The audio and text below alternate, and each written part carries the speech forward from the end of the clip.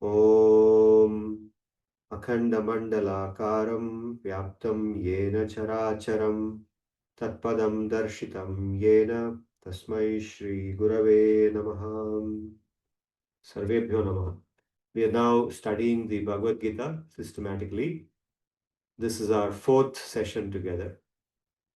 In the earlier sessions, we talked about the difference between Atma and Anatma, then Paramatma and Jivatma difference, then Samsara and Moksha. That's the larger thing that we are going through right now.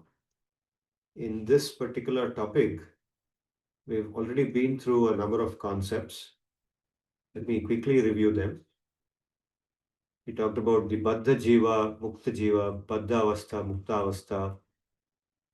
We talked about Jagrati, Swapna, Shushupti, and Samadhi as the four states of existence for the Jivatma. Then Paramatma is the Nitya Mukta. We looked at this framework, the ontological depiction of the topics covered in Bhagavad-gita, Bhagavan, Jivatma, Prakriti, and then Samsara, Yoga, and Moksha. Then in the last session, we addressed these questions. We had a discussion. Then we went on to talk about three other terms, Kshara, Akshara, Purushottama. We looked at the 15th chapter shlokas from Bhagavad-gita. Then we spent some time talking about Punarjanma, reincarnation. This is a dominant theme in all of the Indian knowledge system. All the darshanas accept the reality of Punarjanma. Then we reviewed some shlokas in Bhagavad Gita which directly talk about Punarjanma. Then we also touched upon modern research on reincarnation, which is in alignment with the topic of Punarjanma. Then we asked this question, why is the Baddha Jiva in samsara? What keeps it there? And we said it's because of Maya or Ajnana. This is a major factor. Then why is the Jiva subject to Ajnana? It's because of these two fundamental properties, Ichcha and Dvesh. We reviewed what these mean. And we said between the two of them, Dvesh is the more powerful or the thing to get rid of. If you are able to get rid of Dvesh, then Ichcha is also there, but Ichcha is not so troublesome. Ichcha can also be got over without much difficulty. So then this was the question where we stopped. We didn't do this. How does one obtain mukti? How does the Baddha Jiva become a Mukta Jiva? Here, before I go into this, I wanted to ask both of you, do you have any questions to discuss first based on whatever we have covered in the past? Either of you? Shita, Vedangi? If there's nothing, then we can go forward. No questions, sir, from my side. Okay, good. Sir, I had couple of questions. Actually, I sent the summary late yesterday. Okay, I didn't see your file as yet. I realized that you have Yeah. sent an email, but I didn't get the time to open and have a look at it. Mm. So tell me, you can tell me now, I can talk about them. Or you want me to open the file and then see it? I can do that too. Sir, I'll open the file and I can ask the questions. Okay, okay. Do you want to share the screen or No, sir, I'll just... you just read it out? Okay.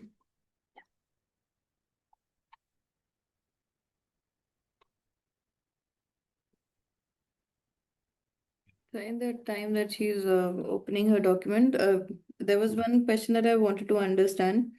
Uh, so what is the purpose of Maya being there in the first place? So while I understand that, it sort of keeps the keeps the Atma Bad, or it keeps us in the Bad Jiva state. But what is the why was that, why did it exist in the first place? Nice, very nice question.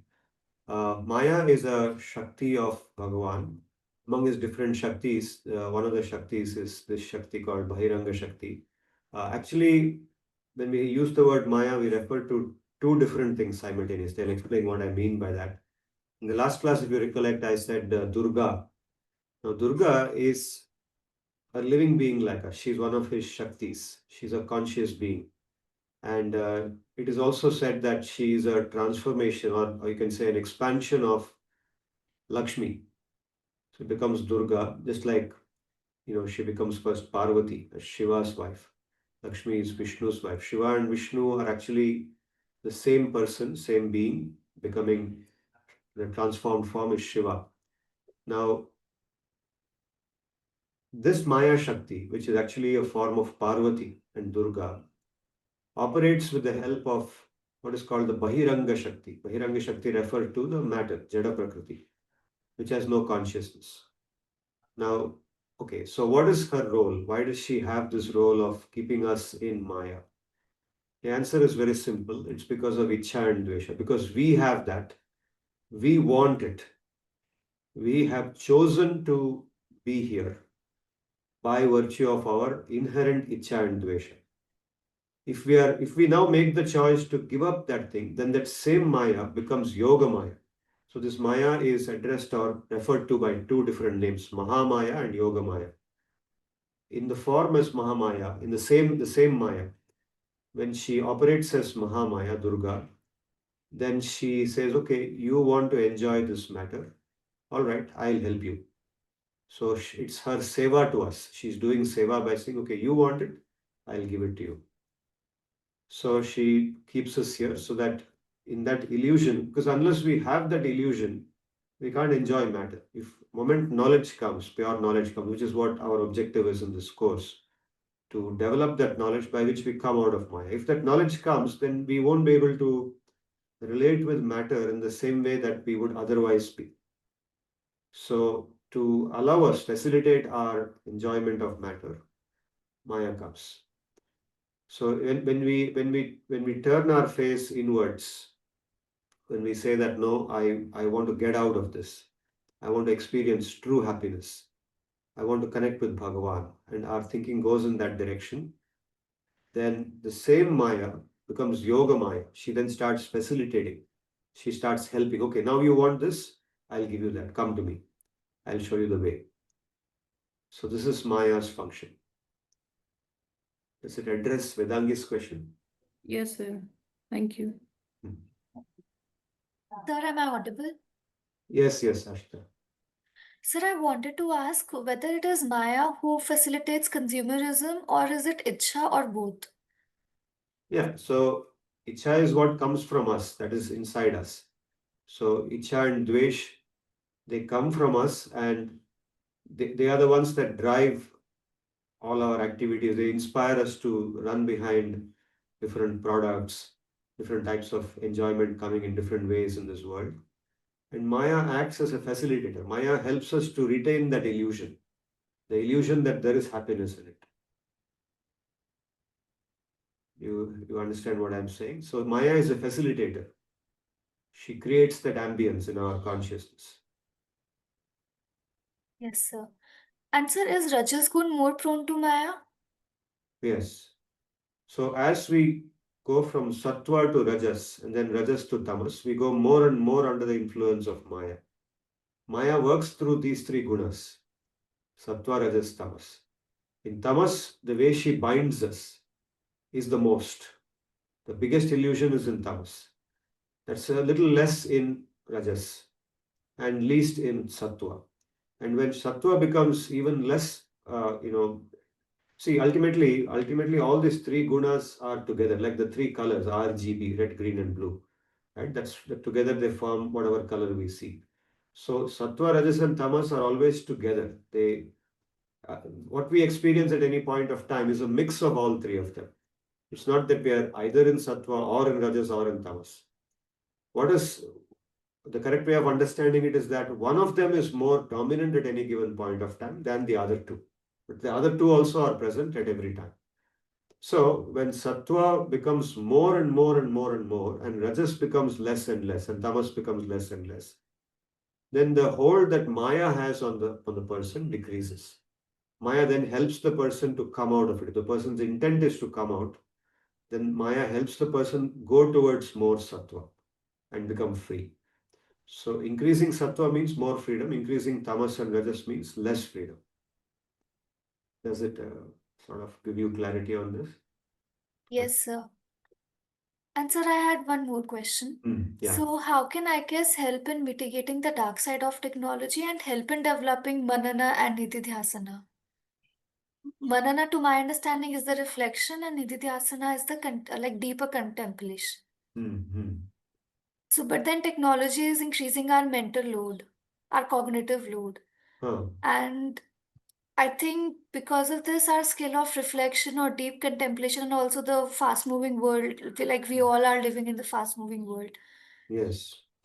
So it kinds of, so I believe that manana and nididhyasana are kind of suffering because we are not taking pause and reflecting and going into more deeper contemplation.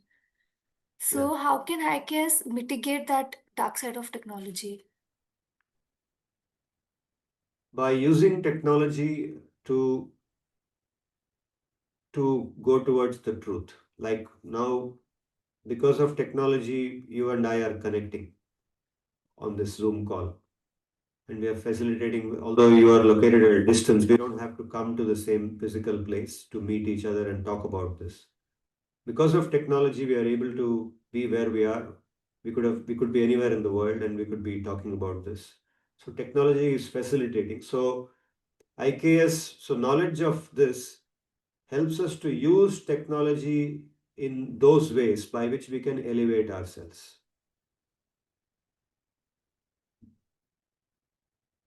If this knowledge was not there, we would still be using technology in ways that increase our enjoyment. We would like to look at technology as a means to make more money, as a means to find objects of enjoyment on the internet, or whatever other ways in which people use technology for their enjoyment.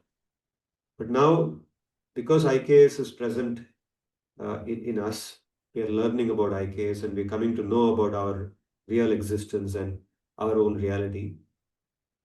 We are now inspired to use technology in ways that will actually elevate us. So therefore, IKS can help mitigate the dark side of technology. After understanding IKS properly, a person's tendency to use technology in dark ways will come down, and his tendency to look for his own self, look for God, will go up using technology. So on YouTube, for example, you can find several videos where scholarly people, saintly people, they talk about uplifting, things. They give knowledge which can elevate us. You find videos on meditation, you find videos on chanting of the Om, etc. So many positive videos are there. So why can't technology? So if IKS was not there, if a person was just thinking that this world is for maximizing my enjoyment, then they would look at other videos. There's so many other videos also on YouTube, right? So the same YouTube technology is being used now in two different ways. So IKS helps us to go towards this way of using technology and thereby mitigate the dark side of technology. Yes, so this can be a good topic for research. I know where you're going towards. This can definitely be a good question for research if you're able to position it in the literature. You have to look at the literature, the past literature, which can take you in that direction, and then you can raise this question: how can technology be used, or how can IKS, this knowledge, be useful for mitigating the dark side of technology? And you can interview people and all that. Yes, you can make a study out of it, I think. Thank you, sir. Sarthak, you want to add something to this? Yes, sir. I could not resist but think so. As soon as Ashita posed this question, I was reminded of the first Vedantic interaction that you had with our batch as a whole, and it was Shri Krishna Janmashtami, and you Yes. opened the class with the fifth verse of the sixth chapter of Srimad Yes. Bhagavad-gita. Uddharet Atma Uddharet Atmanatmanam Atmanam. Natmanam Vasadayet Atmaiva Hyatmano Bandhuratmaiva Ripuratmanaha. So as even you as explained, my thought immediately went to that class, and even as you explained, it is on these very lines that this verse talks about. Yes, yes. Elevating the mind. Yes. That's one of my favorite. Those two shlokas which come, sixth chapter, fifth and sixth shlokas, I think. So they are very favorite because they directly talk about elevating ourselves by controlling the mind. And how we engage the mind decides where we go, whether we go upwards or we go downwards. Beautiful, those two shlokas in the sixth chapter. And I've kept them for a later topic when we talk about mind control. Somewhere down this, Yes. few sessions from now, we'll be talking about controlling the mind and meditation and so on. So there we will bring those shlokas and talk about them in more detail. Yes, sir. Yes, sir. It just struck me because Hmm. technology is also a tool, and in this verse, Sri Krishna is also talking about the mind as a tool. Mind as a tool, You have to yes. utilize it, and Hmm. it can go both ways. If you Yes, utilize it properly, you are well to do. Otherwise, it's a horrible situation. absolutely. Technology is a form of matter, mind is also a form of matter, and how we relate with matter, how we use matter decides where we go. Absolutely. Absolutely. Thank you, sir. Hmm. Okay, so now assume that right now there are no further questions, so I'm going forward. So these two questions, after discussing all this, now we go to something more sweet. We ask this question, how does one obtain mukti and how does the Baddha Jiva become a Mukta Jiva? So we have said that Maya and Ajnana keep us Baddha. Now to counter that, we look at yoga. Yoga is the process or the system through which we go from samsara to moksha. What does yoga actually mean? Yoga comes from the Sanskrit dhatu yuj, to connect or unite. So yoga means uniting or connecting with Bhagavan. Now the word Bhagavan, as I said, is used in so many other ways, Paramatma, Brahman, Ishvara, or in English, God. Whatever word is comfortable for us, we can use. But connecting with that supreme being, that supreme reality, universal being.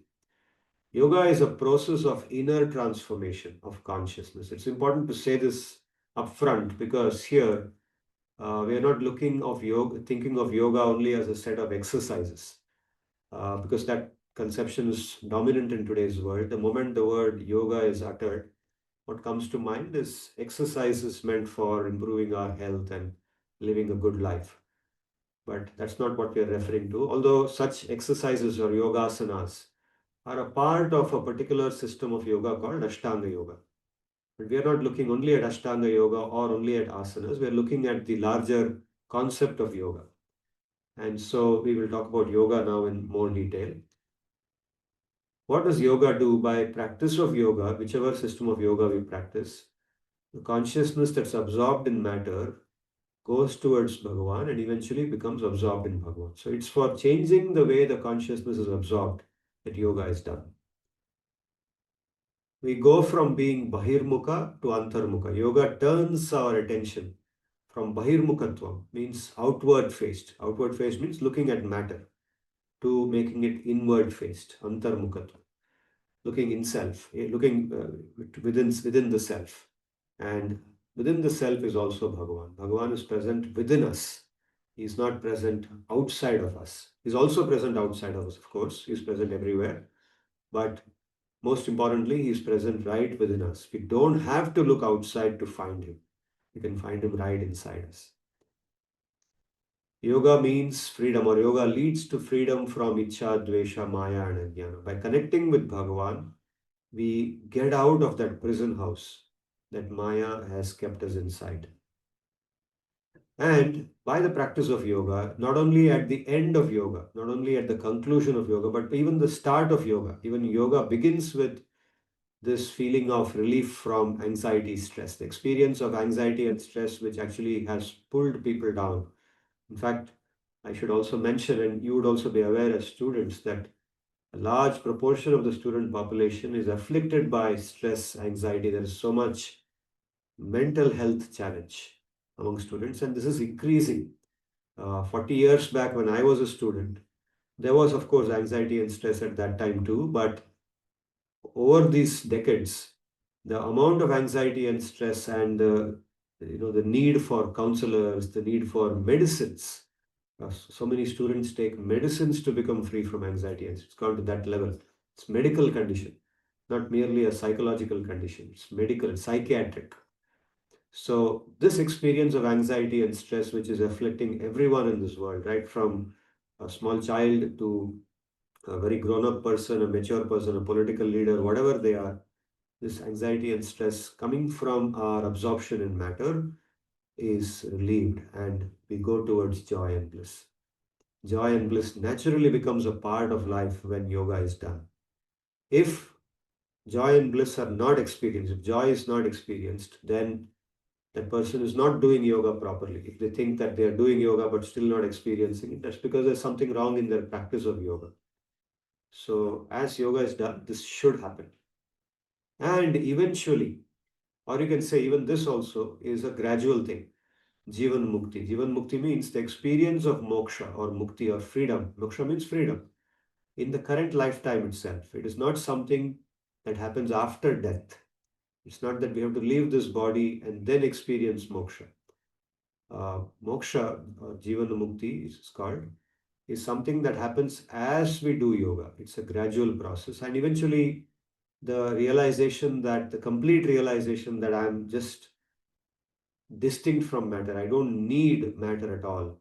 I don't need anything. I just don't, even food and water I don't need. I can survive even without it because I'm pure Atma.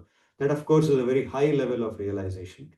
But even as we begin the process of yoga, we start experiencing that relief from anxiety and stress, and that's the first step of moksha. That's the beginning of moksha, and then this goes on and on and on, and in the current lifetime itself. It's very important to mention here that the state of being in moksha is not about a physical relocation. It's not that we have to go to a different place.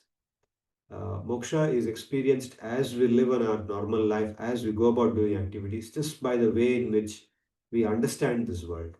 The way in which we understand this world and we think about it, the way in which we think about it, the way in which our perceptions are, determines our actions and their consequences.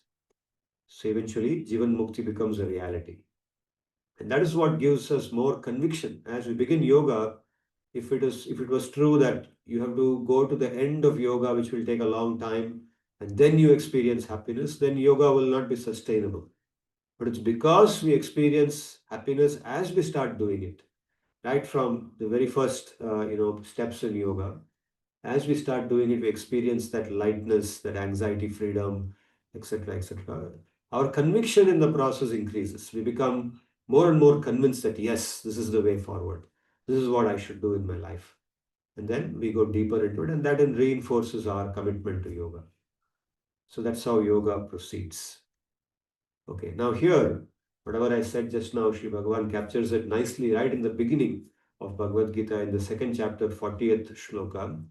After talking about the difference between Atma and Anatma, and then again reminding Arjuna about the importance of doing his duty, in the 40th shloka he comes and says, Neha Bikramanashosti Pratyavayo na vidyate Swalpamapi asya dharmasya trayate mahato bhayat. He says that by doing the process of yoga, there is no loss. You may think that, yeah, this is getting mukti is not easy. That again is told in the Gita itself. It's not easy to get mukti because Durga, Maya is very powerful. It's very difficult to cross over. All those things are told.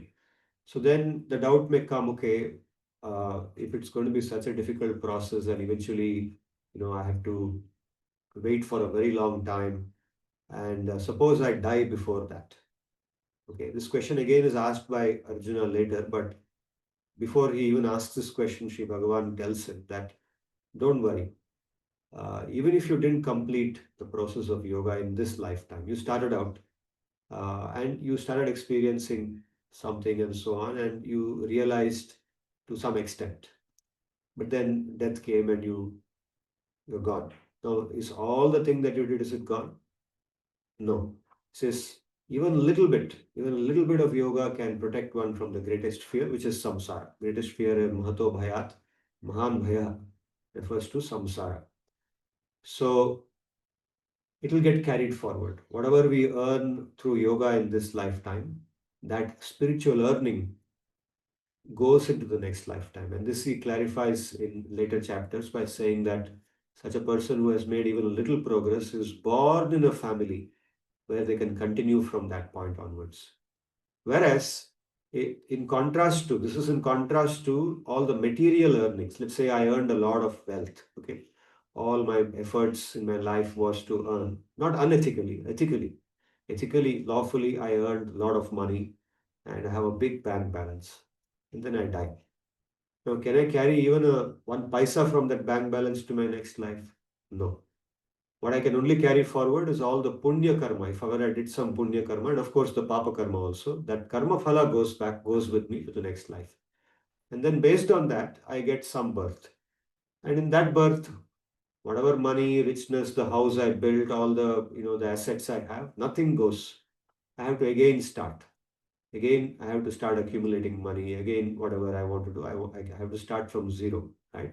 But that's not the case with yoga. All the effort I've put into yoga, all of that gets preserved and it goes into the next life with this. So even little progress goes to the next life, and that's the beauty of yoga, this treasure called yoga. So how is yoga covered in Gita? There's a lot to speak about yoga, but to give you an overview first, there are 18 chapters in Bhagavad-gita. The first 6 chapters are predominantly about karma yoga. The middle 6 chapters are predominantly about bhakti yoga, and the concluding 6 chapters, the final 6 chapters, are predominantly about jnana yoga. So these 3 terms, karma yoga, jnana yoga, bhakti yoga, are the dominant systems of yoga covered in Bhagavad Gita.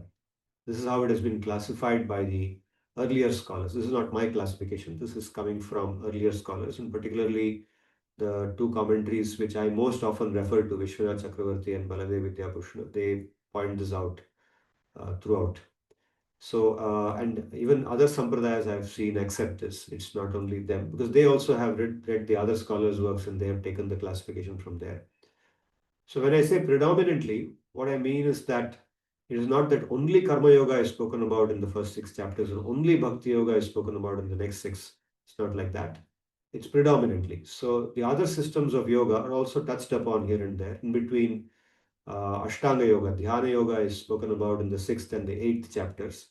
It's touched upon, you can say, not in detail like Patanjali does, but touched upon. And so those other things also come, and things which are common to all 3 systems of yoga, like Sthita Pragyata. It comes in the 2nd chapter, the idea of Sthita Pragya. So that also comes here and there.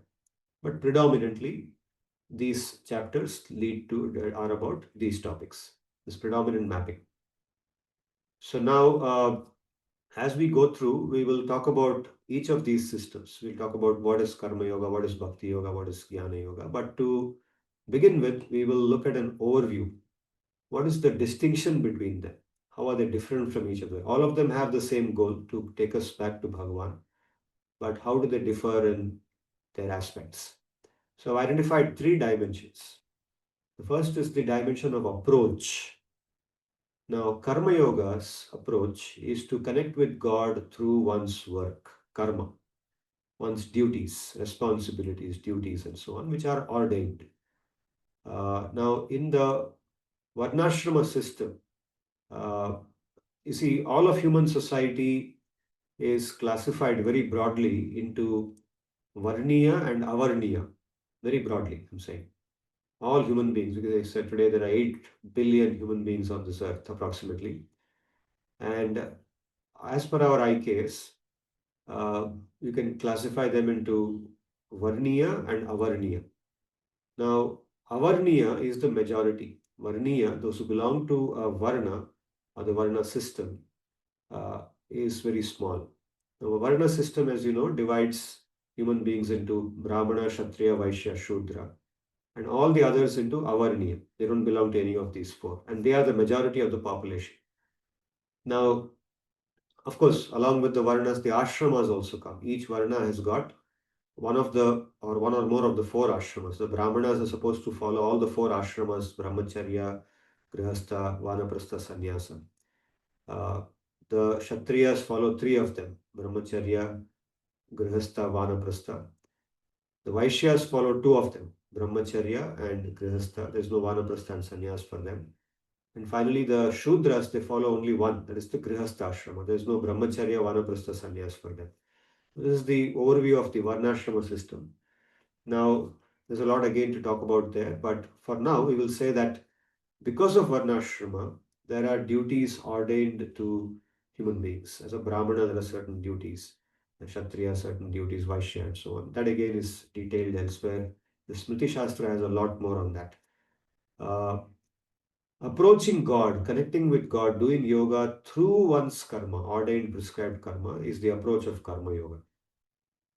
Jnana Yoga is connecting with God through realization of knowledge, self-knowledge, which could be partially realized knowledge or largely theoretical knowledge, both.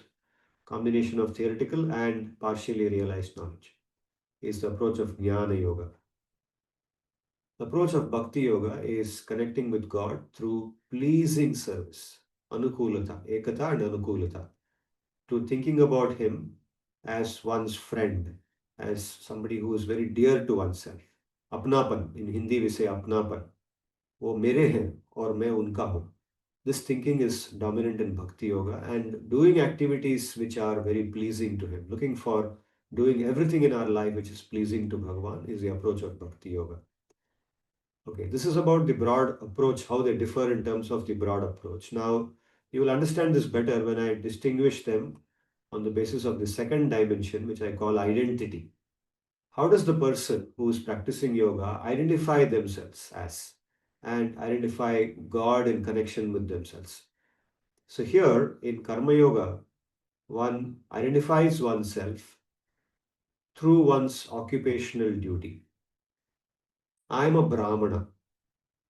Therefore, my duties are, as a Brahmana, these things. I belong to this Gotra. This Rishi is my Rishi. I belong to the Kula of this Rishi. So and so. I belong to Gautama Rishi's Kula. I belong to Bharadwaja Rishi. I am a Bharadwajiya Brahmana. This kind of identification. So this is actually a material identification. It's not a spiritual identification. Brahmana is a material upadhi. It's a designation of the body, not of me, the Jivatma. Jivatma is not a Brahmana. Jivatma is Jivatma only. The Brahmana is a material designation, but that designation helps one in the path of Karma Yoga because it helps one to do one's karma with focus. So if I am born as a Brahmana and I am thinking that I am a Brahmana's son and therefore I should do Brahmana karma, then my focus on the karma becomes stronger. I become dedicated to it. I sacrifice everything to ensure that as a Brahmana, I do everything properly. I do dharma properly, and I keep in mind that by doing my dharma properly, I will become closer to God. Realization of God comes to me. We will discuss more of that when we talk about how Karma Yoga works. So this is a sense of identity in Karma Yoga, and here I can give the example of Brahmana, but it could be for any other Varna too, like Kshatriya, Vaishya, Shudra, and for Avarniyas too. I'm a tribal. Let's say somebody is born in Dalma Hills, let's say nearby. They're tribals living there, and as a tribal, they don't belong to any of these four Varnas. But they also have their identity. They say we belong to this tribe. They call themselves by the Dongriya Kond. I'm the Dongriya Kond member, and so this is our way of living. If you go talk to them, they'll say this is our way of living. This is our God. They have some God. So they have identity in that thing, and they can also do yoga. Karma Yoga is open to them also. Not only people in the four Varnas who can do Karma Yoga. The Avarniyas also can do Karma Yoga through doing their duty, whatever is part of their karma, identifying with their designation, and they can do yoga. So this is a Karma Yoga. The Jnana Yoga, the identification is with the Jivatma, not with being a Brahmana or Kshatriya or anything, but I am a pure Jivatma. I am beyond matter. This contemplation, Manana Nididhyasana, is the core of Jnana Yoga. That contemplation that I am a Jivatma. I don't need food. I don't need water. I'll take minimum because I'm still dependent on the body. I'll take, but I don't need it. this contemplation, repeated reminding oneself of one's nature as the Jivatma, as a part of Bhagavan, Bhagavad Amsha. I'm a part of that Bhagavan. I'm Bhagavan in the Advaiti school. So whatever way you think about yourself as the pure Jivatma, thinking about oneself like that is the identity of Jnana Yoga, is a sense of identity in Jnana Yoga. And in Bhakti, identity is I am Dasa. भगवान का दास हो, भगवान के दासों का दास हो, सिर्फ भगवान का दास नहीं, दास जो दास के दास है, उनके जो दास है, उनके जो दास है, अंत में मैं हूं, दास का दास का दास का दास हूं, दिस आइडेंटिटी. एंड सो मेरा काम क्या है, जो भगवान को अच्छा लगता है. दास क्या करता है, मालिक का नौकर है और नौकरी का काम करता है. मैं मालिक का नौकर हूँ, भगवान का नौकर हूँ, भगवान का दास हूँ. जो उनको जो अति उत्तम लगता है, उनको जो अच्छा लगता है, वही मेरा काम है. So this is the identity of a person who is doing bhakti yoga. The third dimension was the aspect of process. So very briefly, how does it work? How does karma yoga work? What does a person in karma yoga do? The person in karma yoga, like I just said, does all their duties with sincerity, honestly, sincerely, full commitment. Okay, goes out of their way to ensure that everything that they ought to do, they do. And whatever results come, okay, naturally, if you do your work sincerely, it's very highly likely that good results will come, right? You'll obviously end up doing things which are good and which are successful. If somebody works sincerely, then the chance of failure becomes low. And so, therefore, all the results which come, I offer to Bhagavan. Okay, so this is a difference between a person who is not doing yoga and a person who is doing yoga. A person who is doing karma yoga says that whatever results have come, they are not mine. Idam na mama. Idam Bhagavata. This goes to Bhagavan. This is offering to Bhagavan. Bhagavat Arpanam. Samarpanam. Sarvam Krishnarpanam astu. Everything let it go to Bhagavan. It's not for me. So I will take from it only what I need for my sustenance. Because if I don't sustain myself, my body and my house and everything, I won't be able to do yoga also. So even to do yoga, I need to have something. I need to have clothes to wear. If it's now winter, I need some warm clothes. In the summer, I need some light clothes. In the daytime, I need to eat a couple of times at least to keep my body alive. So I will take the bare minimum required. I won't go for living an indulgence life, a life of luxury, extravagance. All that is removed in yoga. In normal material, a brahmana who is not doing yoga, who is not interested in yoga, he wants to enjoy this world. So as a brahmana, he is also doing his duties sincerely, but he is thinking of this world as a place for his happiness. By being a brahmana, by doing all the brahmana karma, he earns his livelihood and he then gets access to Swargaloka. He gets access to more enjoyment than he has now. He wants to be born as a Deva in his next life. That's his goal. Okay. So he says, as a Deva, then I'll be able to drink good food. I'll be able to eat good food, drink Amrutam all the time. I'll be able to enjoy in a beautiful place, live in a beautiful place, Swarga. So that's the aspiration for a Brahmana who is not doing Karma Yoga. But a Brahmana who does Karma Yoga thinks like this, that I want to go to Bhagavan. That's my goal. So nothing is mine. I belong to him. I want that happiness which I get in going towards Bhagavan. So this is Karma Yoga. And this is where the aspect of detachment comes. You say Karma Yoga is about being detached. Detachment means this. Detachment means understanding that the fruits are not mine. Karma phala tyaga. This is belonging to Bhagavan. Everything is for their good. So he is ready to sacrifice everything for others' benefit. And he takes only what is required for himself. Now, in Jnana Yoga, the process has two aspects, and both of these are covered in the third chapter of Gita and later on also. So, either of these two. The first is to continue what one is doing. So, by doing Karma Yoga steadily for a long enough time. So, Jnana Yoga is not something that is begun right from day one for most people. Unless somebody is born like that, somebody has been doing yoga for many lifetimes before. Of course, they may not remember that, but when they are born itself, right from a young age, they are attracted towards Bhagavan. We see some people like that, right? We hear about saints even today who, at a very young age, they were not interested in the rest of the family what they were doing. They were interested in going towards God. So they already are jnanis to some extent. They may not remember all the things that they did in the past lives, but they have reached somewhere. So they are willing to go live in an ashram even at a very young age and do meditation and so on.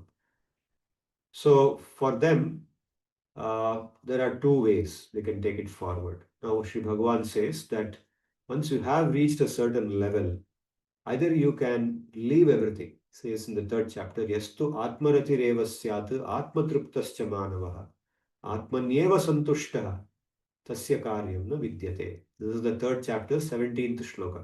Please refer to it later. So after describing Karma Yoga till the 16th shloka in the third chapter, in the 17th shloka, he sums it up by saying, one who has reached the stage of jnana by doing Karma Yoga, for him, there is no longer any obligation to continue to do their work. They can abstain from work and they can engage fully in contemplation meditation because they have developed that level of maturity. It requires maturity to do Jnana Yoga, a certain level of spiritual maturity. A person who begins from zero, who doesn't have any connection with yoga in his past life or even in this life, such a person cannot start doing Karma Yoga right away. Jnana Yoga right away. They can start doing Karma Yoga right away, but not Jnana Yoga. So once they have done Karma Yoga for some time, sufficient amount of time and matured in yoga and understood very well what the purpose of life is, they can then pull out from their activities. They have no obligation to continue their activities because they don't feel the need for any enjoyment. They are willing to spend time, several hours in a day, contemplating on the self, and they're able to do it properly without thinking of enjoyment. In their mind, genuinely, no thought of enjoyment comes. In such a case, they can do what is put in the second point here, second bullet point, abstain from work, engage in self-contemplation meditation. But even they can choose not to go in that path and do the first thing. That is, continue to do what they were doing in the path of Karma Yoga and continue to offer the results to Bhagavan as they were doing when they were doing Karma Yoga. But now they're doing it like that because they want to do what is good for society. They want to continue to do, and this is the concept of Loka Sangraha. Now, in the IKS literature, you will find some papers written with the mention of Loka Sangraha. This is the concept of Loka Sangraha, where the person says that even though I know that I can go away and do meditation and so on, and I'm confident I can do it, I don't want to take that path because I want to continue to help others. Now, what happens in society, a person who is especially prominent, Sri Bhagavan says, Yad Yad Acharati Sreshtas Tattadevetaro Janaha Sayat Pramanam Kurute Lokastad Anuvartate. Whatever great personalities do, if somebody is a celebrity, if somebody is known as a saintly person, he's already occupying a prominent position in social sphere. Now, that person, by virtue of their karma yoga, they have been doing karma yoga and they've also become popular because of the good things they have done. Anybody who does good things in society becomes popular among people. So they become popular, they have gained a fame, reputation, they have good name. Now, if they leave and go, they say that now enough for me, I've done my duties. Let me go to Himalaya. Okay, let me go to Rudraprayag, Devaprayag. Okay, even more than where Sarthak. Sarthak has gone till Rishikesh, he has not yet gone to Devaprayag, the next stop. So let's say Sarthak decides that, okay, although I am qualified to do Jnana Yoga, let me come back and do things which are good for society by which people will not be misled. Because if they leave and go, then people will say, okay, that's what we should do. We should also leave and go. ये क्या काम वगैरह क्यों करें? Why do all these things? Let's go to the Himalaya. Himalaya में जो मजा आता है. But those people are not qualified. The masses are not qualified for that. So they will also go. Then what will happen? When they go there, here the society will suffer because they are supposed to do their duty. They are not there anymore. They will suffer. There, these people also will suffer because their mind, it goes into all the enjoyment that they are missing now. They've come to Himalaya, there's no enjoyment there. And they are thinking about, okay, now my daughter will be going to the mall. Now she has to eat the ice cream. She's eating without me. What will they be thinking? What will my wife be thinking? So all the thoughts are with the family and all those things because they haven't done enough karma yoga to overcome that. So their mind is back here only. So this is called mithyachar.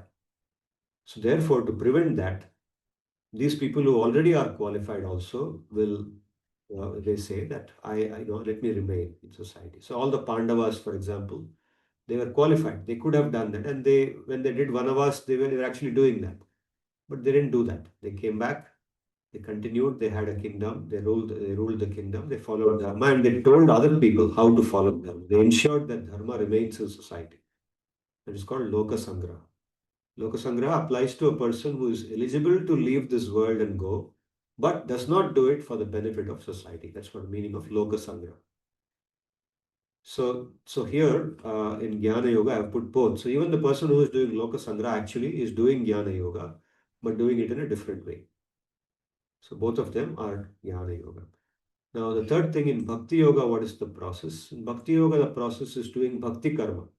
So as a Brahmana, let's say, gets attracted to Bhakti Yoga. Then he does his Brahma karma, but he thinks of it no longer as a duty of a Brahmana. He thinks that now, even though I'm born in a Brahmana family, I've been given this, but I'm not a Brahmana also. I'm actually a Das of Bhagavan. Now, what is pleasing to him? If I continue to do my duties as a Brahmana, that's pleasing to him, so I'll continue to do that. But at some point of time, if it turns out that he need not be there, he can do something different which is more pleasing to Bhagavan, then he would do that. He would be willing to give up his Brahma karma if he finds that there are activities which can be even more pleasing to Bhagavan, and he would do that under the guidance of his Guru. It's not random. The Guru and the other people who are also bhaktas, they also give their opinions, and they through understanding through satsanga that okay, there are other activities which Bhagavan likes even more. Then he may engage in those activities and give up some Brahma karma also. That is fine. Bhakti, that's the path of bhakti. In bhakti, bhakti karma takes superiority. Shravanam, Kirtanam, Vishnoho. Prahlad says in the Bhagavatam, he identifies 9 types of activities which are very dear to Vishnu. He says Shravanam, Kirtanam, Vishnoho, Smaranam, Padasevanam, Archanam, Vandanam, Dasyam, Sakhyam, Atma Nivedanam. So, hearing about Krishna, hearing about Bhagavan, thinking about him, talking about him, all these activities like going to the temple, worshipping him, offering him food, having prasadam, which is offered to him, uh, etc., etc. Bhakti karma. So bhakti karma takes superiority over the varnashrama karma, varna karma, and seva bhav dominates the mentality of doing seva to Bhagavan and looking for his pleasure. Okay, although seva bhav is present in all of them, all the approaches of yoga, seva bhav is an intrinsic thing in all dharma. But here, Seva Bhav reaches its perfection. Because here, the person wants nothing for themselves, absolutely nothing. It's purity in Bhakti. That is why Bhakti is the most powerful of all the 3 approaches to yoga. Among these 3 which I have listed here, Bhakti is the most powerful. So, I have now given you a small lecture on the 3 systems of yoga and how they differ on these 3 major aspects. There are many other ways also we can identify distinctions between them, but now we will have a discussion. Ashita, you have raised your hand. Sir, are these 3 interconnected? They can be. They need not be. Of course, karma and jnana are interconnected because, like I said, one cannot do jnana straight away unless one has done this in the past lives. Then one is already mature, they can start jnana yoga right away. But otherwise, karma yoga and jnana yoga, they follow one after the other. Bhakti yoga can be begun even without doing karma yoga, even without doing karma yoga. One can start the path of bhakti right away by developing attraction to Bhagavan. If one naturally develops attraction to Krishna or Bhagavan in any other form too, then one can straight away say that I will start doing that. But that should be genuine. If it is genuine, yes. One takes refuge, one goes to a guru who is already doing the path of bhakti, in the path of bhakti, and says, I will do seva to you. Please guide me. I will be under your sharanagati. I'll take refuge in you. Please guide me. Then bhakti can be begun without that. Now, the other two also, karma and jnana, ultimately, if jnana yoga also has to give mukti, to ultimately get mukti, bhakti is essential. So, even in the ultimate stage of jnana yoga, the jnana yogi turns to bhakti. If they have not done bhakti so far, they turn to bhakti and take refuge in Bhagavan. And only through bhakti, in the 7th chapter, 14th shloka, particularly, Bhagavan very explicitly says that. He says, um, Daivihi esha gunamayi mama maya duratyaya mameva ye prapadyante maya metam tarantite. Only by taking refuge in me, that is through bhakti, one gets mukti. So bhakti eventually comes in the path of karma jnana also. But bhakti can be independent also. It is swayam prabala. It's described as swayam prabala, means it's capable of giving the ultimate, the goal, even without dependence on any other form of yoga. Ashita, does this address your question? Okay. Vedangi. So I wanted to understand, how does one develop faith in God? And so the reason that I'm asking is because I've I've sort of explored my own faith towards God, towards and I've been in that exploration for some time, but I've never been able to in a stable way. I've not been able to experience that faith that a lot of people do. A lot of people have have very strong faith in terms of that they identify themselves with not identify themselves, but they feel very connected to God. But I feel I am not able to experience that thing. So how can what can we do to experience that sense of faith, that sense of bhakti? Very, very good question. I think a very fundamental question, because it takes us to the topic of Shraddha. The word Shraddha is used. So Shraddha is not merely faith, it encompasses faith or conviction. I would say conviction is a better word than faith. But Shraddha is about paradigm. It's about how we look at this world and what we consider as credible goals for ourselves. Uh, Credibility comes in our mind from our experiences. So samskara, it goes back to the concept of samskara. So Shraddha, samskar and swabhav, these are all very closely connected concepts. Our samskara feeds into our Shraddha. Shraddha builds from there. So what we have done in past so many lifetimes, that has created so many experiences for us which are presiding in us in a very subtle way, and they prompt us towards certain types of things. In other words, they shape our shraddha towards certain things. For someone, something looks very attractive, or someone's words look very credible. If somebody, I meet someone and they say something, it doesn't look so credible. But somebody else I meet, they look very credible. And this is coming from my samskara. Why the difference? Why does someone look more credible than somebody else? It's because of the samskaras I have developed in the past. And that has shaped my Shraddha. Somebody, I can trust that person more. I can't trust this person more. That feeling comes, right? It's not logical. It's coming from inside. That's why we see differences in the way people's Shraddha is oriented. And so, developing Shraddha towards God is again an outcome of partly our samskara. But in a given lifetime, let's say, regardless of samskara, even Valmiki, for example, if you look at Valmiki's story, or there are similar other stories also of hunters. He was a hunter before, and the story that he was actually killing animals.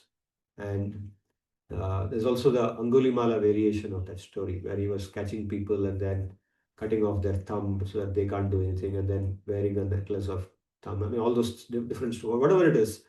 Ultimately, Narada Muni comes and he attacks Narada Muni, and Narada Muni says, calms him down and says that what will you get by attacking me and stuff. And then he says that uh, all the things you're doing now, killing of animals, is going to give you a huge amount of papa. And he says that, look, I can't live without this. Whatever you say may be true, but I can't live without this because my family is dependent on me. I have to earn for them and I have to kill these animals or human beings only for that purpose. Then Narada says, okay, that's good, but you just go back and check with them. All the pap that you're earning, are they willing to take a share of it? Are they willing to share? Because you're sharing the food with them. Are they willing to also share the pap? He says, okay. So he goes and checks with them and comes and says, no, no, they are not willing to share. They say that I have to take all the pap. They are willing to only take the food that I give them. Then he says, now reconsider your approach in life, whatever you're doing. So now, after hearing all this, now if anybody else were to go and meet a criminal like this guy and tell him all these things, the criminal may not care. I don't give a damn who you are. Who the hell are you? What do you know about my life? Get lost. Okay, so that may be the response. But when Narada spoke to him, because Narada himself is a personification of that credibility, he comes with that soberness, that gravity. He's a saint of highest order, Narada. So when he presented himself there in front of this hunter said, okay, looks like there is something in what he's saying. Okay, then what should I do? That Shraddha developed. So faith in God. You asked me, how does that faith in God come? So when this credible, this person with that gravity and that soberness spoke to him with that compassion, this hunter felt, okay, there is something that this guy is saying. He knows what he's saying. He's not simply speaking off his head. He knows what he's saying. And it looks like there is something I should give my attention to. So then, you know a story how it goes. You say, chant Ram, Ram, Ram. There's no, I try to, but I can't. That word Ram doesn't come to me. So he cleverly says, okay, chant Mara, Mara, Mara, Mara, because Mara comes to him. He's killing all the time people. Okay, so chanted Mara, Mara, got realization of God. So this is a story we hear, the popular story. I don't know, it's not there in the Ramayana. It's been narrated in, at least in Indian circles, this story is very common. That's how he became Valmiki. Valmikam. Valmikam means the anthill. The anthill built upon him because he was sitting there completely lost. Now, I'm not talking about, we becoming like him. We cannot overnight do this. So how does our Shraddha develop? Again, the answer is the same, that we come across sources of credibility. When we find a source which to us appears credible and says that there is something in it for me, at that point our Shraddha develops in God. So people come to that point in various ways. One is through suffering. Suffering is one thing that brings a lot of people to God. So here in the 7th chapter of Bhagavad-gita, in the 16th shloka, Bhagavan says, Chaturvida bhajante mam jana sukritino arjuna artho jigyasur jnani cha bharatarshava. So this shloka actually has an answer to your question in some sense, because it says, Bhagavan there says that 4 types of people come to me or take my refuge. And who are the 4 types? Arthaha, Jigyasuhu, Artharthi, and Jnani. Artha means one who is in misery, one who is suffering. A person who has gone through a lot of distress in life or is going through distress in life, they want some way out of it. And at that point of time, they come across some source which tells them, reminds them that there is something called God. If you turn to him, your problems will be solved. So out of desperation, they turn to him and they take refuge in him, thinking that, okay, at least by that I'll get rid of it. I tried everything. I tried allopathy, homeopathy, Ayurveda. Nothing is working. Now I'll turn to God and let him help me. Let's see if he helps me. This is one way. And popular examples in Bhagavatam are example of Gajendra. Gajendra was, Gajendra Moksha story. We know how crocodile attacked him and then he goes. Symbolic meanings also are there. The stories of Draupadi's calling out to Krishna. And many other tales where in great distress the person turns to God. So in this society also today we find an enormous number of people coming to these ashrams, coming to saintly people, coming to Bhagavad-gita, because they want relief from suffering. They want to get out of that suffering and they don't find any other way. They turn to this and see if there's a way there. The other second thing is Jigyasu. Jigyasu means a person who is inquisitive. He's not suffering. There's no suffering as such, but intellectually curious. Is there something called God? I mean, everybody, there's a good number of people who talk about him. Even very credible people are talking about God, like Mahatma Gandhi, or you can say President Radhakrishnan, Abdul Kalam talked about Bhagavad-gita. We have intellectual scientists. We have so many top scientists who are absorbed in science, but they are talking about God. So, is there really something called God? If there is God, then how can I really know about God? Is there a clear understanding of God present somewhere? How can I understand? This inquisition or inquisitiveness comes, and fundamental questions come to mind. Where is this reality? So, this kind of questions about existential reality. So, these questions drive a person to inquire about God. So, Shraddha towards God can start from there when they start inquiring, and then they read about it. And then, as they read about it, they find many answers, you know, getting resolved, many questions getting resolved, and answers being very clear. And they feel, yes, there is very much God. God exists. The second type, Jigyasu. The third type is Artharthi.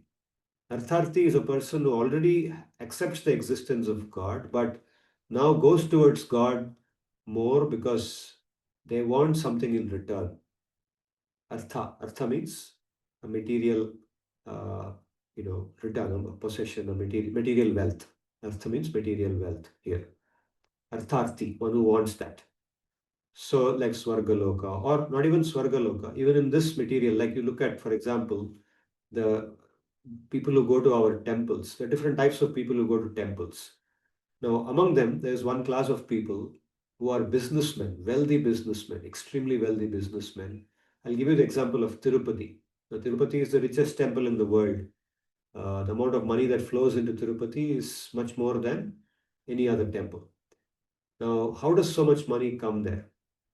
Now, one of the reasons, of course, there are spiritual reasons in the Shastra also, but then I'm looking at now materially how it happens. The way it happens is that a lot of very, very wealthy businessmen all over India, particularly in the south, in Andhra Pradesh, in Karnataka, I have met some of them also. They have this understanding, and that's been part of their family. Not only they have developed it, but it has come from generations. That our Tirupati Balaji, Venkatramana, Venkateshwara, is known by different names. Our Venkateshwara, he gives us whatever we want, and we give him what he lacks. So they think that he wants their money. So they have an understanding with him that so much percentage of whatever I earn, I will come and give it to you. And they do that, they keep that commitment. So for example, they may have a commitment that at the end of the year, I'll donate to you 5 crores.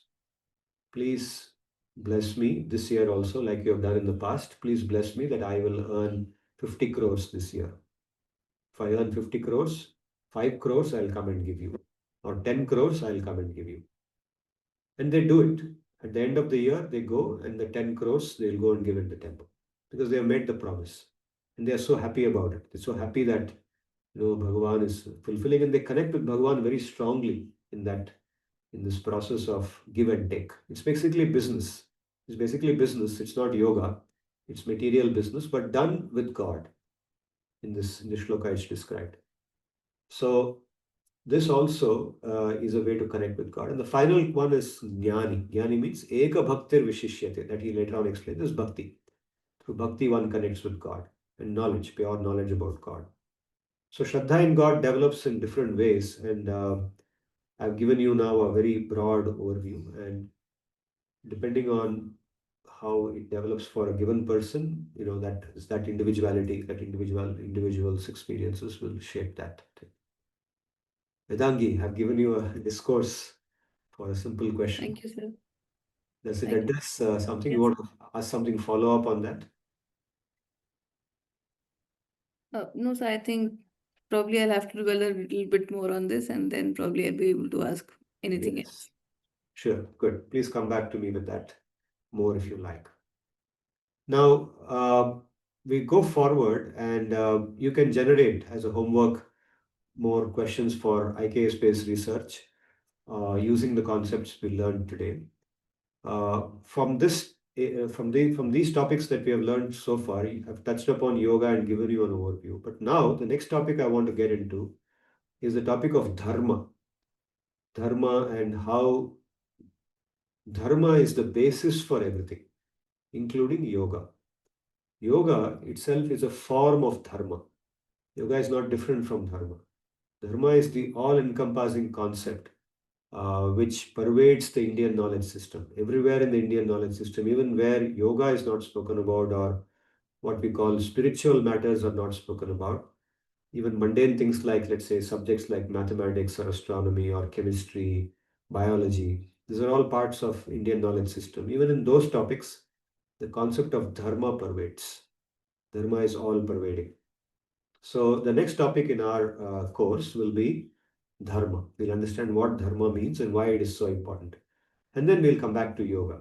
How yoga is a niche form of dharma. So let me now close this PPT. We've completed this. And I'll take you to the next one, which is on dharma.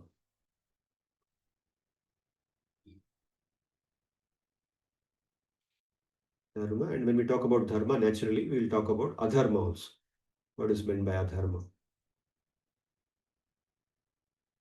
Okay, so before I begin, let me ask this question. Since you have not been through whatever I've spoken on dharma earlier, I want to hear your understanding of dharma, both of you, Ashita and Vedangi. What do you understand when the word dharma is taken, based on all that you've heard in the past? So dharma basically corresponds to our duties, to our not just to not just to ourselves or to our parents or to people close to us, but also to the to the humanity as a whole. So thinking of ourselves as like we are responsible for everything that there is, and our actions should be taken. Our actions should be done with that responsibility in mind, that my actions will have certain consequences, and I'm I'm taking care of those things as much as I can. Wonderful. Yeah, good. Very good answer. Yes. Ashita? Sir, for me, dharma is taking responsibility of whatever actions I'm doing. Like, I cannot blame others for my actions. So I have to be very much conscious of my actions. Again, doing the rightful things. That does that does not only impact my life, but what can I give to others as well? So that is dharma. Good, good. Your answer also is very good. I think both of you touched upon one of the key understandings of dharma. I'll go forward. I won't ask Sarthak because he already knows what I'm going to say. He has already been through these kind of things earlier with me. So let me take you forward, and this is what I wanted to say. I just said this. Dharma is the overarching theme of the IKS, and so we are going to now look at what are dharma and adharma, and why dharma and why not adharma. Obviously, that question will come. So let me begin with this simple thing of how the word dharma is used in normal society in different ways. Okay, now both of you gave answers, and you'll see that your answer is also included here. The most fundamental usage of the word dharma is like this. This is across IKS. Dharma is used to mean the natural inherent property of something. For example, for sugar, the natural inherent property of sugar is sweetness. Okay, I'm using now something that all of us can understand. A little bit more philosophically, I can say that, for example, sugar, the Hindi word of sugar would be, let's say, good. Good means jaggery. Okay, so gudatva, twa is added to it. Okay, or agni, fire. Now, a simple understanding of the inherent property of fire is the heat of fire. Right? Heat is very intrinsic to fire. Hotness is intrinsic to fire. But more philosophically, I can say Agni का जो property है it is called अग्नित्व. अग्नित्व सिर्फ अग्नि में है और किसी में नहीं है. सिमिलरली गुणत्व है जो गुण में ही होता है और किसी में गुणत्व नहीं होता है. That is the inherent property of that thing. Water, Jalam, जलत्व. In more simple terms, wetness is a property of water, which uniquely distinguishes water from anything else. So, that which is inherently present in something is called its dharma.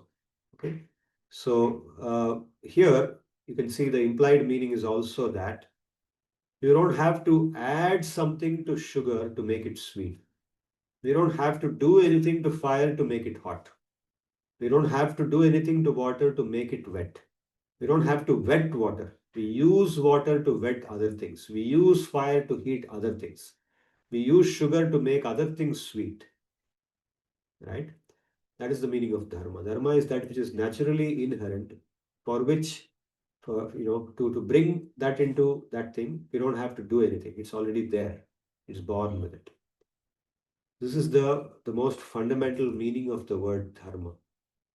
Now, in society, we use it in other senses too, like morality, ethical rectitude. Rectitude means doing the right thing. Proprietary, or what is called as being right, doing something which is not unacceptable. Ethical rectitude, morality. To be honest or honesty is the right thing. Stealing, stayatvam, is the wrong thing to do. Okay? In this sense also, dharma is used. So somebody is dharmic means they are people who are honest, they are kind, okay? They are willing to sacrifice for others. We say they are dharmic people. But somebody who is, let's say, telling lies, stealing, we sometimes see people like that. So such people we say are not dharmic, they are adharmic people. Okay. Kartavyata, both of you touched upon this. Uttaradaitva, responsibility. So related to our position, our role, we are part of a family, we are somebody's daughter, somebody's son. Okay. Similarly, in the organization, we have a post, we have a responsibility towards others and also to ourselves. So all that responsibility is also a connotation of dharma. Then lawfulness, nyayikatva. A person who's not merely responsible in their duties, but also very conscious of the rules, institutional rules, local laws, or when it comes to the practice of religion, the specific injunctions of the religion, not just being a good person. Being a good person is a general thing. That we can say comes under morality, but a specific activity should not be done in some way. Vidhi nisheth. Vidhi nisheth is what I mean by lawfulness. ऐसा ही करना है, ऐसा नहीं करना है. Right? So that is the meaning of lawfulness. So law, we understand law in societal terms. In every country there are laws. In every institution there are laws. As FPM students, you have a manual which tells you what you should do, what you should not do. So all these are part of dharma. If you do that, then you are acting in accordance with dharma. If you don't do it, then you are being adharmic. Now, connected to the very first thing I said, the natural inherent property of something, is also the natural inherent tendency or natural behavior of people. So tendency and behavior, they emerge from the inherent property or samskar. So I would say swabhav. Here I would bring in the word swabhav and say there is a natural swabhav for every living being. Right? Each one of us was born with swabhav. Swabhav is not a part of the jivatma. It is a part of our current existence, our current birth, the current existence that we have as whatever we are. So a tiger, for example, when it's born, the jivatma is born as a tiger. Its natural tendency is to look for food by killing other animals. It's natural for that tiger. It's designed, the body of a tiger, the mind of a tiger, its karma is designed like that. Its karma has taken it to that existence. So hunting, attacking, it's not doing adharma by doing that.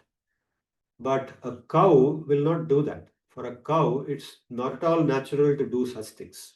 You cannot even train a cow to do that, what a tiger does. But a cow does not need to be trained to eat grass or graze. You don't see a mother cow training its child to eat grass, right? It naturally comes to the child.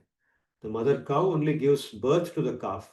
The calf is born, and as soon as the calf is born, I don't know if any of you have seen this. I have seen this myself from very close quarters. I've seen a calf coming out of the womb of a mother cow, standing next to her.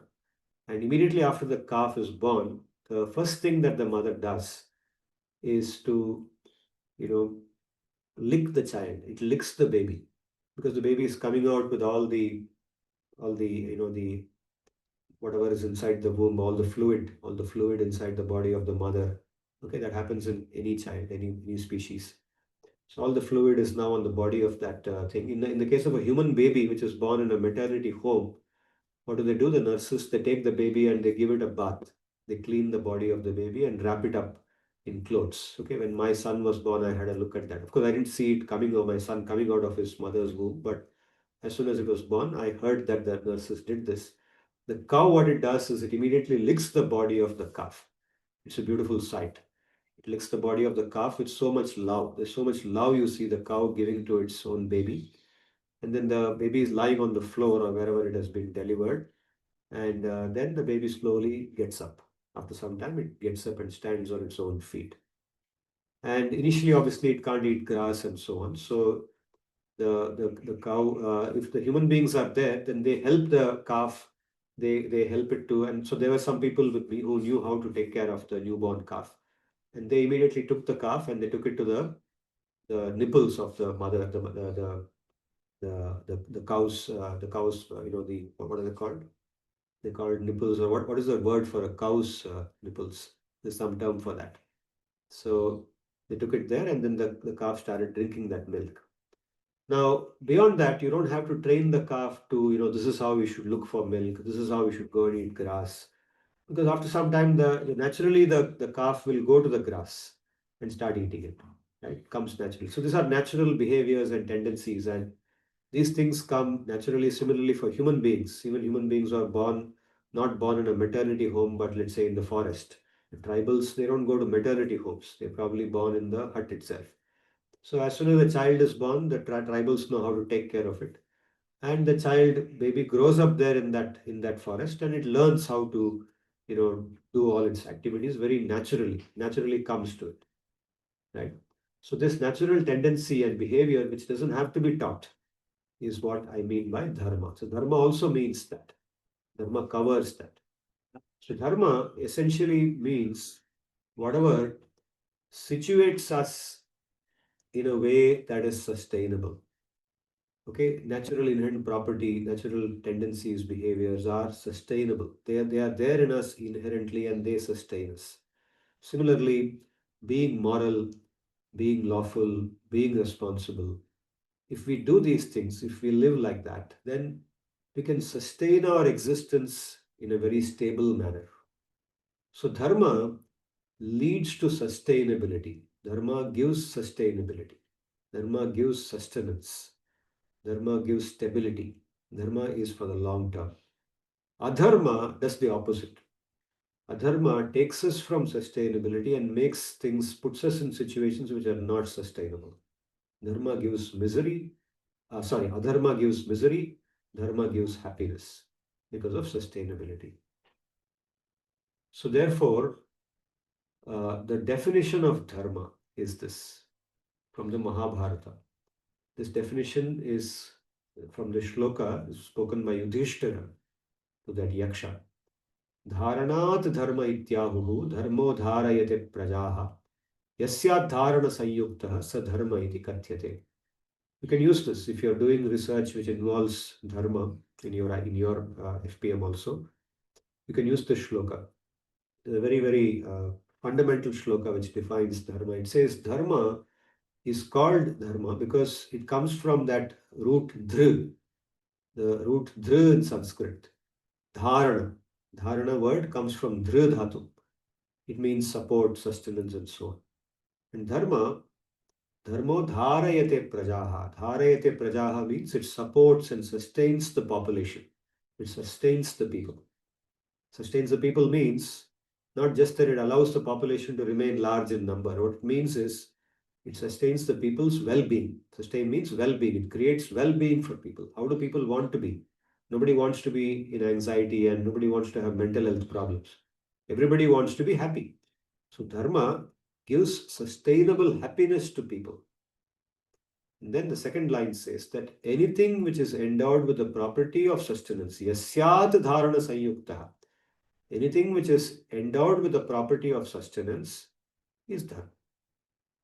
That is dharma. Anything. So if you're able to discover something that's not written in the books, in the IKS text, but you find that it has the property of sustenance, then you can say there is dharma present here. In doing that, I'm experiencing dharma.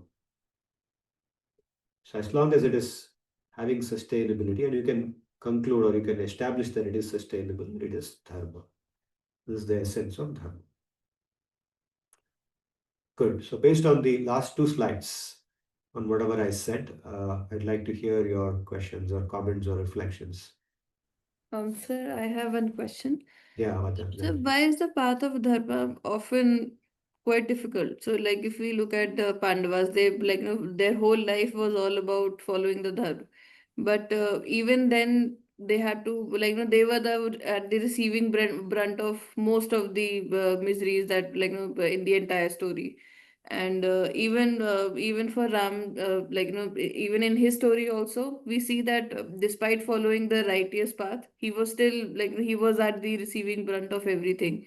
So why is it that following the dharma becomes so it becomes associated with taking up so much then that in terms of so much hardships and so much yeah, basically that. Very good question, very relevant question too at this point, because we're just beginning dharma and we should know how where it will take us. Now, I'll answer your question in two ways. The first thing is that dharma, in general, does not lead to situations that the Pandavas experienced or what Ram experienced. You see, the Pandavas and Sri Ram, they are not ordinary people. They are people who come for a mission. They are brought here by Bhagavan for a mission. Ram, of course, is Bhagavan himself. The Pandavas are his bhaktas.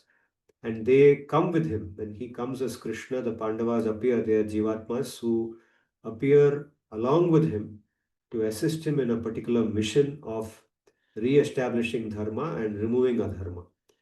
Because they come for that mission, they are put through situations which only they can take. Nobody else can be put in that situation and remain mentally stable. The kind of enormous amount of insult and physical misery that they are subject to, it's because they have the strength and ability. Of course, the Pandavas also, they are born as sons of Devas. They are not completely Manavas. They are not human beings. So they have that enormous inner strength, the inner resource to be able to withstand that insult and everything very comfortably. They don't get affected by it. They can easily handle, they look beyond that. So anybody who does dharma is not subject to that. For example, when I talk about, let's say, people following the path of dharma, I talked about Brahmana, Kshatriya, Vaishya, Shudra, all the tribals. Let's say living by their normal dharma, they will not experience what Pandavas or Sri Ram experienced in the forest. They will live a normal, happy life with all its usual ups and downs. Sometimes they may fall sick, then they get cured. So normal ups and downs will come, but not the extreme difficulties that Pandavas face. That's an extreme situation. So that's the answer to your question. First part of my answer, saying that dharma in general gives a very happy and stable life for anyone who understands what is dharma and how it should be practiced. The second part of my answer is to say that in today's society, yes, following dharma will involve some challenge. And there again, I will say it's not like the way we don't have to become or experience what the Pandavas experienced, but we will still experience some difficulty, which will not be like it was. It will not be as easy for us today as it was for people, let's say 5,000 years back, when the Vedic, the IKS or the Vedic knowledge system was dominating society. And people followed largely, and it was easy to follow dharma. Today, it is more difficult to follow dharma because of the enormous amount of adharma present here, because of the enormous amount of adharma that the public has gone towards. And like, for example, even in India, with the land of dharma, the Western knowledge system dominates us, right? And Western habits, even those who are not educated, are living by the way the Western society has shown us to live. They, complete indulgence in matter and enormous amount of mistrust and fighting and politics, all kinds of stories we hear, unhearable stories we hear, people, ordinary people who are not even educated, who are not exposed to material wealth, even they do these kind of things. So because of adharma, the person who wants to practice dharma experiences some challenges. So of course, by associating with other people also who are interested in dharma, by satsanga, it can be overcome. That can be overcome, and we can still have a very stable way of practicing dharma. We don't have to go through what Pandavas experienced. Now, if at all one today experiences what Pandavas experience, despite practicing dharma, that would be because of their progress. When somebody progresses in a path like bhakti, for example, once genuinely progresses and really takes refuge in Bhagavan, then Bhagavan may actually expose them to very difficult situations so that they become even more attached to him. Once they've reached the stage where they will turn to Bhagavan for everything, every difficulty, they rely upon him, they take guidance upon him, then Bhagavan sometimes puts a bhakta in such situations. And the bhakta doesn't feel that misery. He feels even more, connection with Bhagavan. But that's not for everybody. So most people will not experience that. Most people will experience happiness only when they practice dharma. So Vedangi, I don't know if I've really addressed your question. You can tell me if Yes, you sir. want to I follow did up. understand. Okay, please reflect on it and come back Yes. more on the same thing. Yes. Ashita? Certain organizations, Hmm. corporate social responsibility or green HRM, they all will come under dharma only. Strictly speaking, no. But yes, in from a corporate perspective, that's the best, the closest it comes to dharma. Yes. That's the closest it comes to dharma. It's not at the same level at which we are going to speak about when we talk about concept of dharma here. But that's the closest.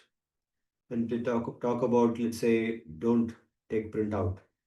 Instead, refer to your soft copy and thereby you save the trees, your green HRM, let's say.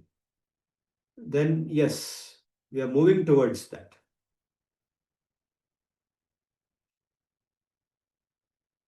Then, sir, in what ways we can use dharma in corporate world? Yeah, that has to be thought over because, like you asked me earlier too, and I said that it's difficult in a normal business organization in the capitalist society. Because today, most business organizations are capitalist oriented, and so profit making is their way to survive. Profit making is no longer just a desirable goal, it's just a unavoidable goal. You have to make profit to survive in the industry. In such a situation, to bring in the concept of dharma in a pure way becomes challenging because compromise on dharma happens right from the word go. You have to think in terms of what do I get in return, right? And you have to do things sometimes to sort of which in the corporate world they won't consider as adharma. They'll consider it as natural. That's their dharma. They'll say this is our dharma. We have to live like this. For example, you may have to sometimes present your product. Let's take for example a product sold in the store. Okay, Pepsi. Now if you see an advertisement for Pepsi, obviously it's not going to say this is junk food. If you eat this food, you're likely to get cancer.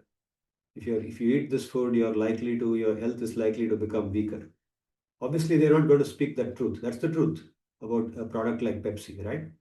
But they will say that okay, this gives you energy. They'll show Sachin Tendulkar drinking Pepsi. Obviously, if Tendulkar really drank Pepsi, he wouldn't have become the best batsman in the world. He was not drinking Pepsi, he was drinking healthy food. He was eating healthy food and drinking healthy drinks. That's why he became that. But Pepsi, when they market themselves, they will say things like it gives you energy. It does give energy, actually. If you drink some Pepsi, immediately you feel some boost in energy, but that's for the short term. That's why it's adharma. So in corporate world, it's very difficult to bring in dharma. So you can only bring in like the way you talked about green HRM, some, or CSR. You can say that we went and tried to elevate the lives of tribal people. But even in the CSR that you see actually happening, most of it is done to get publicity, to show that we are good people, build reputation for the firm and thereby increase the profits. Ultimately, everything is thought in terms of how will it feed back into my profit. But yes, the closest is yes. At least you're doing that. At least by doing something, even if it is for profit, you're doing something good by helping some people, setting up some schools in the tribal areas. You're helping some people. It's good. That way you can. Yeah. Sarthak, you want to add to my answer? Sir, what comes to my mind about the sustainability aspect, about how the corporates can go in line with dharma. So I think more than CSR, the ESG norms which are coming up, that can be closer to the dharma aspect, because CSR is you are doing your business as usual, that's okay, but what else are you doing? But ESG in itself means that how responsibly you are undertaking business, how is the environment getting hurt, are you taking any remedial measures, how is the society getting impacted, what are your governance norms within the organization, is it being run fairly? So I think ESG can be a closer uh, way to dharma in a corporate setting. Good. Yeah. ESG also. Environment, society, and what is it? Environmental, social, and what is G for? Governance. Governance. Yeah. Environmental, social, and governance. Yes. So considerations like decreasing the pollution. There also you see so much hypocrisy going on. That's why I have difficulty bringing the dharma in a pure sense in the corporate context. But that's the closest. At least you're talking about it. At least you're talking about Yes, reducing pollution and so on. Yeah. yes, sir. So in IKS research, now coming back to our practical application here, because at least we have two young ladies, pursuing their FPM and they have to complete their FPM in 4 years' time.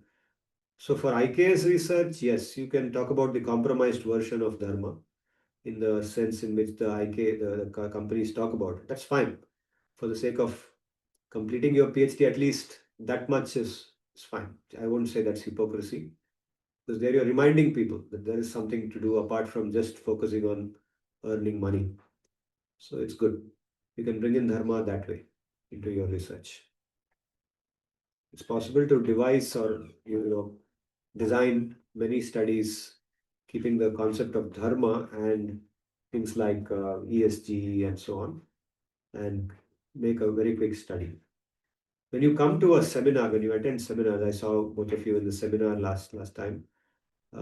Look for the ideas that others are doing. Look for ideas from them, from the tools that they use, the constructs they're using.